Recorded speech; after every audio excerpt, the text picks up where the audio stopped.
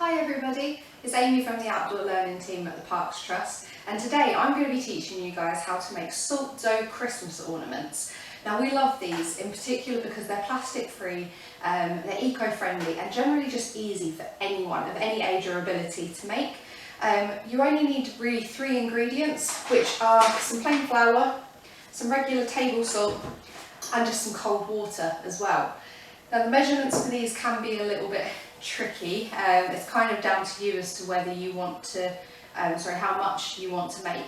So I've gone for 1 cup of salt, 2 cups of plain flour and 1 cup of water. So it's just, as I said, regular tap water. So that's what's already in my bowl anyway, so I don't waste time measuring these out on the video. I also though have some other materials. So I've just been out to my local park and collected some natural materials just off of the ground. So I have some nice twigs, some dried leaves here, some bits of evergreen, there we go, and also some holly as well. So if you do want to use holly for your salt dough decorations, just be very careful because obviously they're quite sharp. But these are going to actually be the bases of my decoration for my ornaments. I've also got some cookie cutters, various different shapes and sizes, Christmassy ones, some not so Christmassy ones.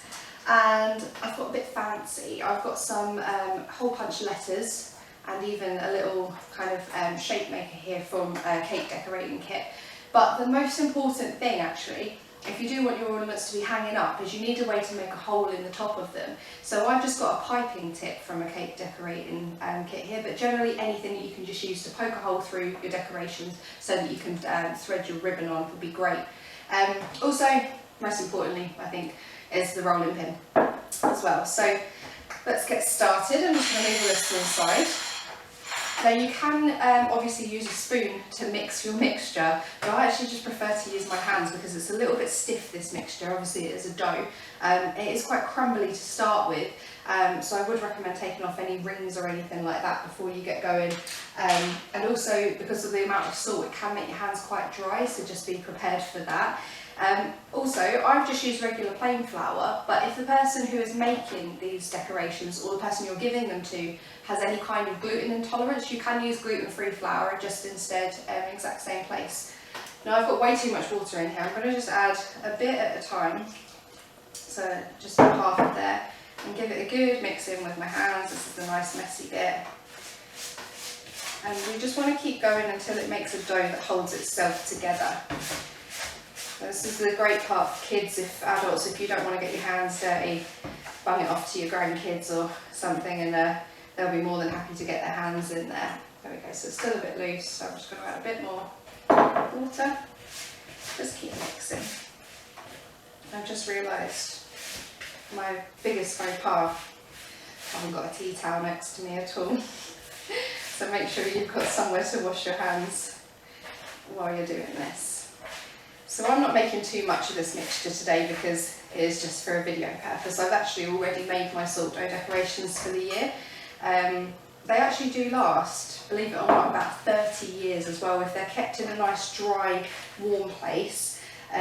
There's 2 different ways to make these as well. You can actually bake them like a regular dough, or you can just leave them to air dry. So I'm going to go for the air dry option today, because when I've baked them before, I've always made the oven far too hot. So they actually puff up like regular cookies. And they smell amazing, they look amazing, they don't taste that good. Just trust me on that one. I'm actually just adding a bit more flour because I've gone a bit overboard on the water. So that's another thing. The beauty of this mixture is you can just add as you go and see how the mixture responds to each of the things you're doing. So there's no real way to mess it up, to be honest. Okay, I think that looks about ready. So there we go, I've got about a handful here, so I'm probably going to be able to get maybe 5 to 10 decorations out of there, depending on how big I make them or what I'm using to mark them with. So I'm just going to put that aside. Just like with any regular baking, you want to dust your worktop. There we go. And the rolling pin as well. Okay, should be ready to roll it out now.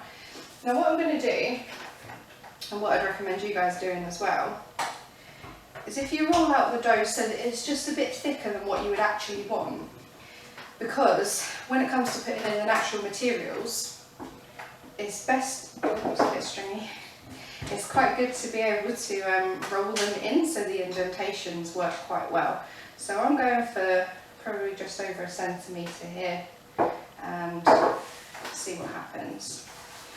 Let's see, so I'm going to start with some of these lovely twigs. Now you've got two options. You can either press in everything that you want to do now and then cut out around what you've already pressed in, or you can press, cut, and keep remoulding that way, but it's entirely up to you. So I'm just going to place these twigs on top here.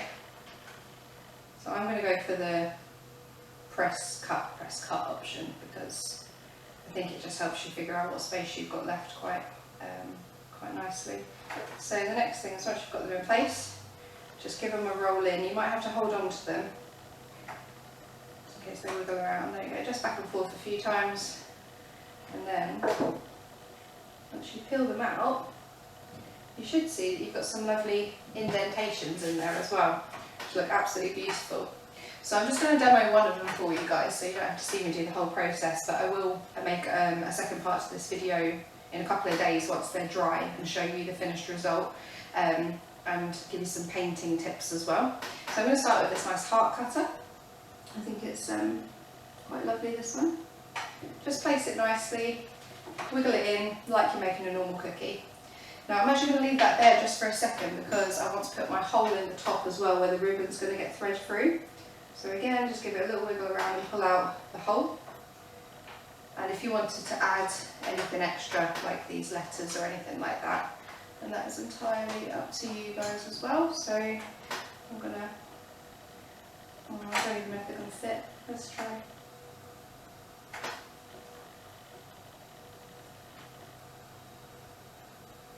Beautiful. Okay, so that's my first one done. As you can see, pretty easy. Just peeling it off the table there, try and be careful not to smush everything. Also be really careful that the loop at the top of your hole doesn't break while you do this. Now basically the next step is to just pop them onto either a baking tray or a cooling rack. Now the cooling rack obviously is going to have serrations underneath, so that will make an indentation on the back of your decoration. If you're happy with that, stick them on a cooling rack. It's actually a little bit easier. But whereas if they're on a baking tray, you'll either need to flour the baking tray or put some parchment paper on there so that they don't stick. But every day or so, you're going to have to turn them over, because they're quite wet at the moment. And if they stay wet underneath, they won't dry completely. They will actually start to form a mould after a few days as well. So you're going to want to leave them roughly 2 to 3 days to dry. So turning them every day or every half a day in between, and seeing how they get on, and just keep going until they're completely bone dry before you do actually paint them. So I'm going to go for the cooling rack today, because I'm not so bothered what the back of them looks like, and you can actually paint those up quite nicely as well. Obviously the air will get in underneath. I'm going to leave mine in the fridge, but if you have a bit of space in a nice warm dry area, that's a good idea as well. So something like an airing cupboard would work nicely, but fridges work just as well if you have enough space for it. So I will have a little go at these over the weekend, and I will see you guys very shortly to give you an update. Hi again everyone, welcome back. I hope that your drying has gone as well as mine. Now I did have it in the fridge, as I've mentioned, my salt dough. However, after about 2 days I've noticed it wasn't really drying properly. So I took it out of the fridge, just popped it on top of a radiator for another day or two, and then eventually they come out looking very lovely like this one here. The main way to know that it's completely dry is just the fact that the colour is completely uniform, and as you can see it's a lot lighter than when the salt dough started as well, and this is the same for all the way around, so you can see it's nice uniform colour. There we go, no dark splodges where some of the dough is still wet, and some of this embossing looks really, really lovely on here. This was from a yew branch, I believe. Now I have already painted mine just to show you guys what they're going to look like in the end. The paint that I have used is just some acrylic paint. I prefer this stuff because it has a nice finish on it. However, if you have little ones around, probably not the best kind of paint. You can use pretty much any type of paint for this task. The little ones, if they use acrylic, it does stain clothes. It can also stain your furniture as well, so just make sure you put out something that you don't mind them getting dirty if you do want to use acrylics to finish that. And then I also found this lovely metallic poster paint just from a local supermarket that's really, really thin. Normally that's not really a good thing for paint, but with the embossing it's worked really well at kind of seeping into the gaps that the leaves have left as well. So just to show you, this one here, it's kind of nice and shiny, and also this one to show you the silver. So I've used the silver and gold on these two, and it just fills in these gaps really nicely. And then I've also painted the back. As I said, I used a cooling wrap for mine, which does leave additional embossing on the back there. So just to make a bit of a feature and give it some character on those. I've gone for a bunch of different colour schemes. So I've got greens, I've got blues, I've got pinks, I've got more traditional kind of reds as well over here. But it's entirely up to you, whatever suits your colour scheme. But on top of your paint, you're going to need some brushes, some water, and something to clean your brush on as well. And then once they're completely dry, the last stage is just to add the ribbon. So again, I've just got some regular craft ribbon here and some scissors, and that's pretty much all you'll need for finishing off your decorations. So in true TV presenter style, here's one I made earlier, a final product, which I'm pretty proud of, to be honest. I think those little leaves there have come out absolutely wonderfully. Again, I've used the gold on there, might be able to show you a bit of a tint. But as always, please feel free to share your creations with us. We'd love to see what you get up to this Christmas, and we hope to see you again soon. Thanks ever so much for joining us. Bye.